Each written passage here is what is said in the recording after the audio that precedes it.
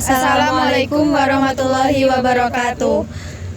Perkenalkan, kami dari kelompok 3 akan menjelaskan topik yang sangat fundamental dalam kehidupan berbangsa dan bernegara, yaitu berjudul Nilai dan Norma Konstitusi UUD 1945 dan undang-undang di bawahnya. Sebelumnya, perkenalkan, nama saya Arita Wahiromadina Syarani dengan akhiran NIM 1041. Perkenalkan, nama saya Anessa Serin Sandrina, NIM akhir 1129. Perkenalkan, nama saya Arinda Faradi Salhak dengan akhiran NIM 4057. Perkenalkan, nama saya Aldo Wahyu Trinata dengan akhiran NIM 1221. Yang pertama, saya akan menjelaskan definisi konstitusional. Konstitusional merupakan suatu kerangka negara yang diorganisasikan melalui dan dengan hukum, yang menetapkan lembaga-lembaga yang tetap dengan mengakui fungsi-fungsi dan hak-haknya. Pendek kata, bahwa konstitusi itu menurut pandangannya merupakan kerangka negara yang diorganisasikan melalui dan dengan hukum, yang menetapkan lembaga-lembaga yang tetap permanen dan yang menetapkan fungsi-fungsi dan hak-hak dari lembaga-lembaga permanen tersebut. Untuk slide selanjutnya akan disampaikan oleh rekan saya. Yang slide selanjutnya, fungsi konstitusional. Yang pertama ada membatasi atau mengendalikan kekuasaan penguasa agar dalam menjalankan kekuasaannya tidak sewenang-wenang terhadap rakyatnya. Yang kedua, memberi suatu rangka dasar hukum bagi perubahan masyarakat yang dicita-citakan.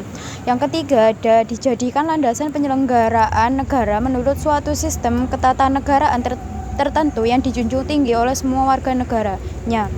Yang slide selanjutnya ada nilai-nilai konstitusional.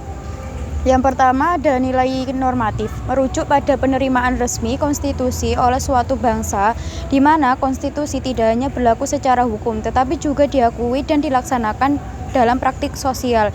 Yang kedua ada nilai nominal, mengacu pada pengakuan formal terhadap konstitusi sebagai dokumen hukum. Yang terakhir ada nilai semantik, berkaitan dengan makna dan interpretasi dari norma-norma yang terdapat dalam konstitusi. Ya, slide selanjutnya akan dijelaskan oleh Arinda. Di sini saya akan menjelaskan tentang norma-norma konstitusional yang dibagi menjadi 4 bagian, yaitu supremasi hukum, kedaulatan rakyat, hak asasi manusia, dan keadilan sosial. Pada supremasi hukum menegaskan bahwa tidak ada pihak yang berada di atas hukum, termasuk pejabat pemerintah. Lalu yang kedua yaitu kedaulatan rakyat. Pada bab ini yaitu menyatakan bahwa kekuasaan tertinggi berada di tangan rakyat. Lalu yang ketiga, hak asasi manusia, yaitu menjamin perlindungan hak-hak individu dan kolektif warga negara. Yang terakhir yaitu keadilan sosial, yaitu menciptakan kesejahteraan bagi seluruh rakyat Indonesia. Selanjutnya akan dijelaskan oleh rekan saya, yaitu Eli. Di sini saya akan menjelaskan tentang pentingnya konstitusi dalam kehidupan berbangsa dan bernegara. Mengapa diperlukan konstitusi dalam kehidupan berbangsa dan bernegara adalah agar dapat membatasi kekuasaan pemerintah atau penguasa negara.